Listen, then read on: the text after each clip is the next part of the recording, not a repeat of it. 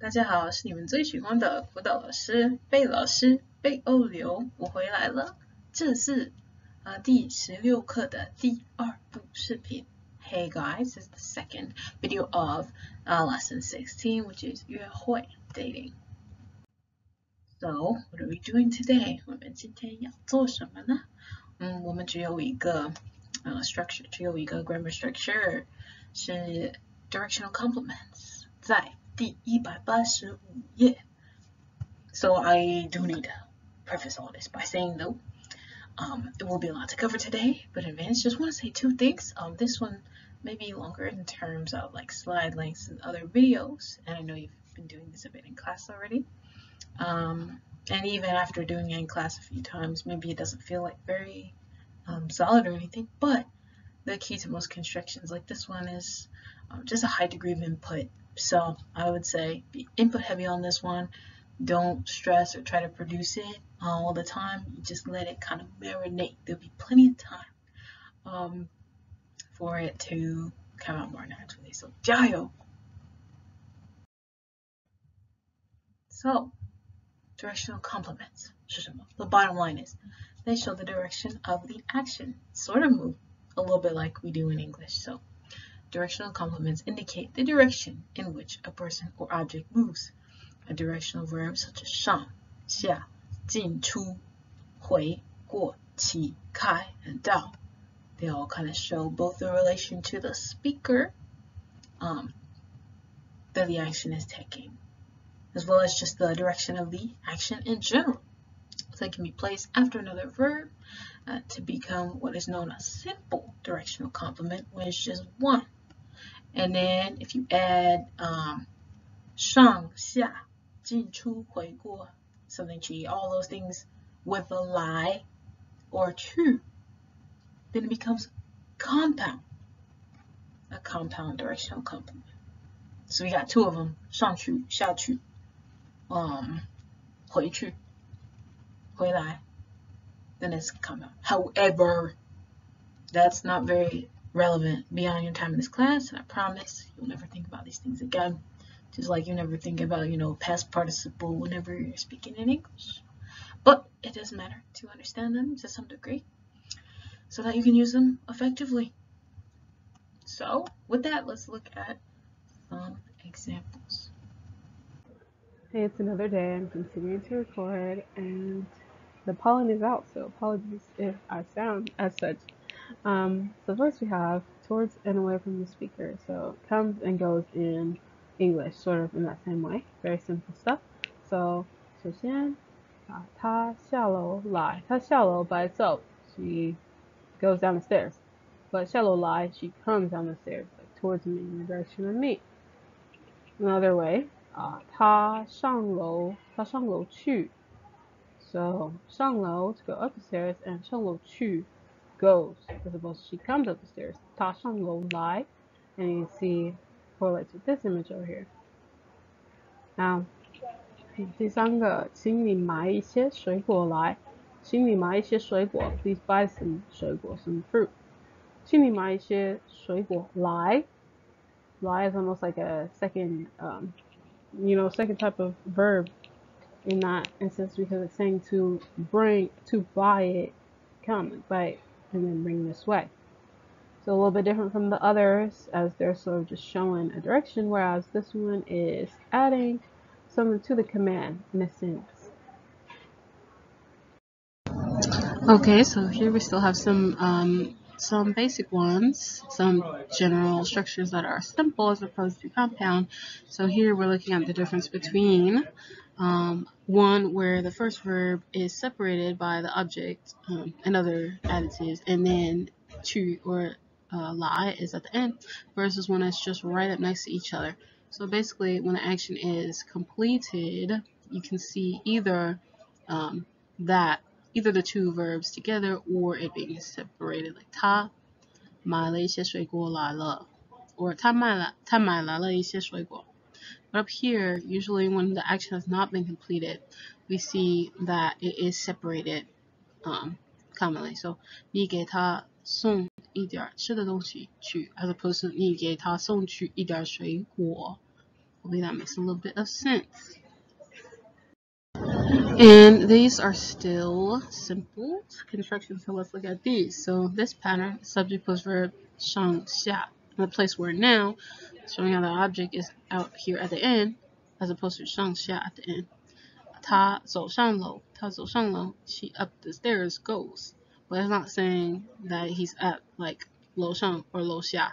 So it's not indicating whether they're up there, upstairs or downstairs. It's just showing like the direction that he's walking up the stairs. 第七个, 老师走进教室. The teacher walked into the classroom, but it doesn't really show that they're in the classroom. Like they walk into the classroom, it's showing that they walk the direction of the in towards. And then 他拿出一张纸, 他拿出一张纸. He took out a piece of paper. So if you can see, these are showing like a characteristic of the verb as opposed to the status of the noun. So now we're going to make a compound, and that really doesn't complicate things that much. We're just going to add lai and chu to the directional complements that we already had. So first, it just helps to combine them on their own for sound's sake, because you will be hearing it a lot. 上来, 上去, 下来, 下去, and also 起来. So the direction from the speaker matters, but also the general direction matters. So both of those things will be combined in this. So let's take a look. 第17个. This is them right here. So we have subject plus verb, 上 and 来 or 去, 下来, 去, all those that we just said. So 他买回来了一些水果.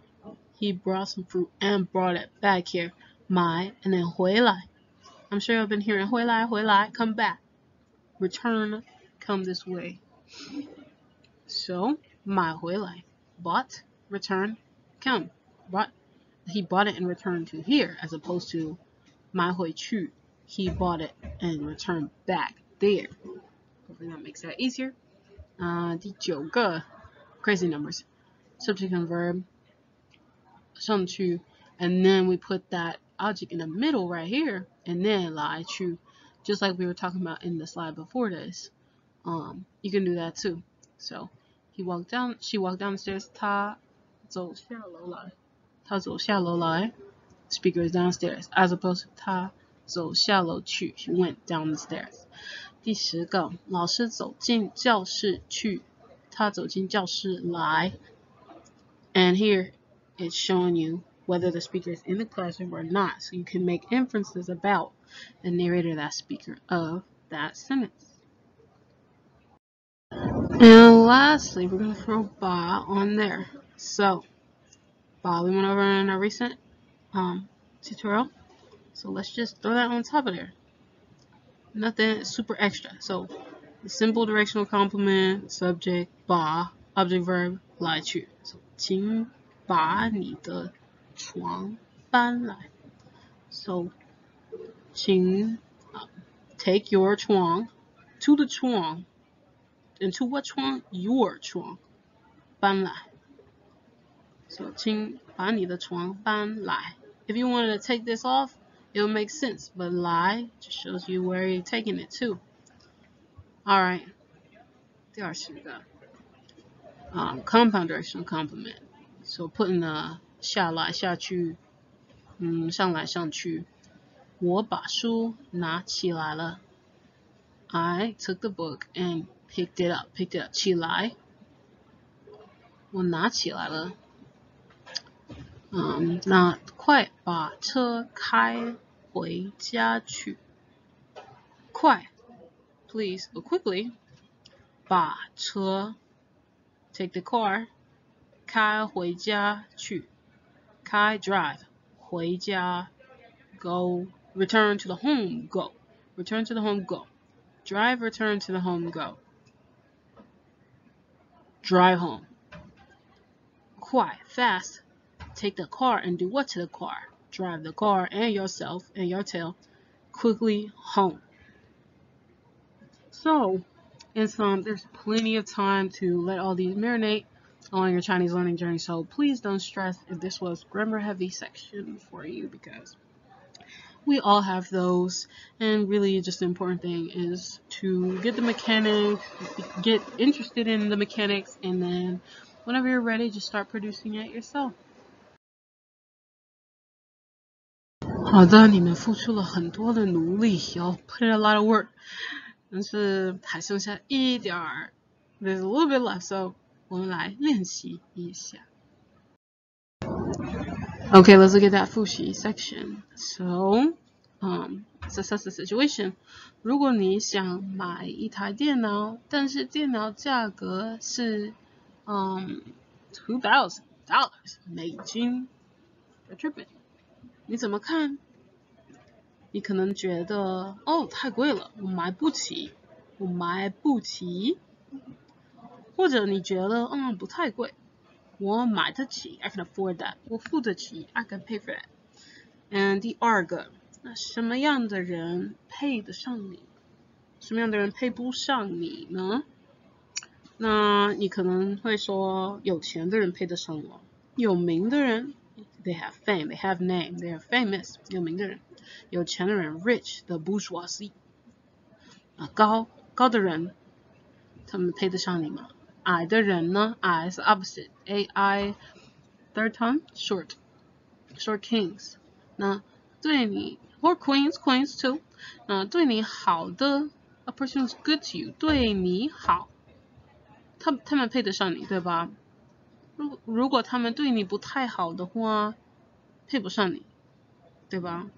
那犯过罪的 they committed a crime， 犯 F-A-N fourth tongue， 过 in the past, remember? 罪 is like sin or crime. If they 犯过罪，他们配得上你吗？ Who knows? And for this week's 练习，请你们 give commands or focus on commands this time. So please bring my phone back using the verb na, and then bring the sofa downstairs and focus on the location of the speaker and of the person doing the action. Oh, and using ban for the second one. 好的，谢谢大家，你们都辛苦了，拜拜，下次见。